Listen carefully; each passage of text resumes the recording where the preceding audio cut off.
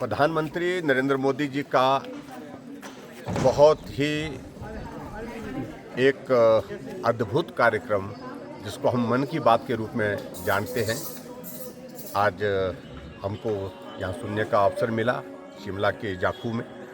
और पार्टी के सब साथियों के साथ पूरे देश भर में पार्टी के ही लोग नहीं, दुनिया भर के लोग जो है इस कार्यक्रम को देखते हैं। जहाँ देख नहीं पाते हैं वहाँ सुनते हैं। और बहुत सारे प्रसंग प्रधानमंत्री नरेंद्र मोदी जी के माध्यम से ऐसे लोगों के लिए जिन लोगों ने अपने जीवन में बहुत अच्छे कार्य किए हैं, लेकिन उनको किसी वजह से एक्सपोजर नहीं मिल पाता, उनको आगे लाने का, और उसके साथ साथ में देश के ऐतिहासिक ऐसी चीज़ों को मन की बात के माध्यम से देश के सामने रखना, जिनका संरक्षण करने के लिए विशेष तौर से उनका आग्रह रहता है। चाहे वो संस्कृति का विषय है, चाहे हमारी बहुत ऐतिहासिक परंपराएं हैं, उन सारी बातों को लेकर के प्रधानमंत्री नरेंद्र मोदी जी मन की बात के माध्यम से हम सबका मार्गदर्शन करते हैं। बहुत ही प्रेरणादायक ये कार्यक्रम सफलतापूर्वक आगे चला है। और आज संयोग ये भी है कि कारगिल विजय दिवस भी है, और कारगिल विजय दिवस के इस अवसर पर मैं सभी वीर सैनिकों को, जिन्होंने अपने जीवन की कुर्बानी दी, शहादत दी, जो शहीद हुए उस लड़ाई में, उनको श्रद्धांजलि भी देता हूं। और निश्चित रूप से कारगिल विजय एक बहुत बड़ा, उस वक्त का जब ये युद्ध हुआ था, पाकिस्तान को एक संदेश भारत के माध्यम से जो दिया गया, अटल बिहारी वाजपेयी जी जब उस वक्त देश के हमारे प्रधानमंत्री थे, उनके माध्यम से, और उसमें वीर सैनिकों की बहुत बड़ी भूमिका है।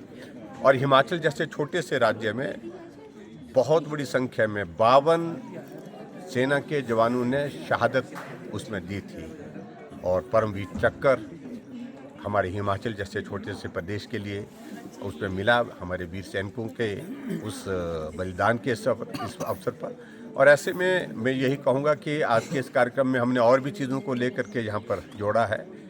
जो प्रधानमंत्री जी का विशेष आग्रह था कि एक बूटा माँ के नाम, जो है वो हमको पर्यावरण की दृष्टि से भी इस कार्यक्रम को करना है, उस कार्यक्रम को भी यहाँ हमने किया है। और निश्चित रूप से प्रधानमंत्री नरेंद्र मोदी जी के मार्गदर्शन में देश मजबूती के साथ आगे बढ़ रहा है, और हम सब लोग उनको और ताकत दें, मजबूती दें, ऐसी मेरा आग्रह है। बहुत बहुत धन्यवाद। एक सर, कांग्रेस ने जो कल कैंडल मार्च निकाला है सर, उसके ऊपर क्या बोला? मुझे इस बात को लेकर के बहुत हैरानी हो रही कि जिनके सरकार के दौरान अलग अलग राज्यों में एक नहीं अनेकों पेपर लीक हुए। राजस्थान में 22 पेपर लीक हुए। और जब कांग्रेस की सरकार थी, कांग्रेस के ही सबसे वरिष्ठ नेता गहलोत जी वहाँ के मुख्यमंत्री थे। 18 पेपर जाकर के छत्तीसगढ़ में लीक हुए।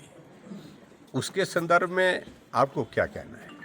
अगर हिमाचल के ही संदर्भ में अगर बात कहनी है, तो उसमें मैं इतना जरूर कहना चाहता हूँ कि हिमाचल में पुलिस की भर्ती जब अभी हाल ही में हुई, जो एग्ज़ाम देने के लिए एग्जामिनेशन हॉल के अंदर जो अभ्यर्थी गए थे, उन्होंने शिकायत की है, लिखित रूप से शिकायत की है कि मास चीटिंग जो है वहाँ पर अलाउ की गई।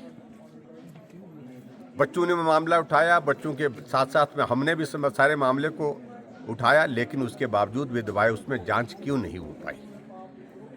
और मैं ये भी कहना चाहता हूँ कि एक बार पुलिस भर्ती में जब पेपर लीक हुआ था, वो पेपर जो है लीक होने के बाद उसमें हमने सीबीआई की इन्वेस्टिगेशन हिमाचल प्रदेश में जब मैं मुख्यमंत्री था, सीबीआई की इन्वेस्टिगेशन की। और इस सीबीआई की इन्वेस्टिगेशन की रिपोर्ट आने के बावजूद पुलिस के कुछ अधिकारियों के नाम उनने उसमें जाहिर किए हैं, जिन लोगों की वजह से वो पेपर लीक हुआ था, जिनकी गैर जिम्मेदाराना व्यवहार के कारण। लेकिन वो सब के सब बहुत प्राइम पोस्टिंग पर है, महत्वपूर्ण पदों पर है। कुछ को प्रमोशन दी गई, कुछ को महत्वपूर्ण पद दिए गए, उस पर क्या है मुख्यमंत्री का कहना। और इसलिए मैं समझता हूं कि देश के यशस्वी प्रधानमंत्री नरेंद्र मोदी जी ने जब तमाम फैसले, ऐतिहासिक फैसले, यानी कि कैबिनेट की बैठक में बहुत महत्वपूर्ण फैसले जो बिल के रूप में मुझे लगता है कि कल या परसों तक जो है वो जब लोकसभा चलेगी उसमें आएंगे और उसके बाद वो पारित होंगे। और ऐसी सख्त सज़ा का उसमें जो प्रावधान किए हैं उस पर उचित नहीं अभी बोलना, क्योंकि जब बिल पारित होगा तभी उस पर बोलेंगे। तो ऐसा कदम आज से पहले कभी नहीं लिया गया, लेकिन उसके बावजूद भी कांग्रेस के नेता और कांग्रेस के साथ कुछ दूसरे कम्युनिस्ट थे, कुछ और लोग थे, राजनीतिक लाभ के लिए बच्चों के कंधे पर बंदूक चलाना चाहते हैं, उनके माध्यम से लाभ हासिल करना चाहते हैं। मैं समझता हूँ बहुत दुर्भाग्यपूर्ण है।